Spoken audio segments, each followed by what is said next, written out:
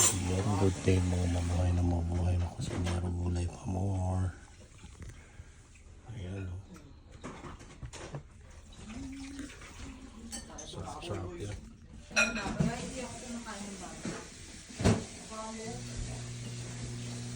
Ayan, mga ulam namin ngayon.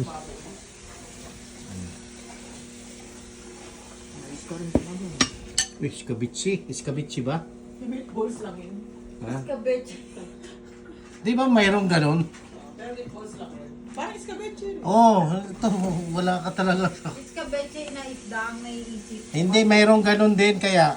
Oh, escabeche style siya. Oo. Pag nilagyan ko ng itlog. Oo. Ganun ba itlog? Oo.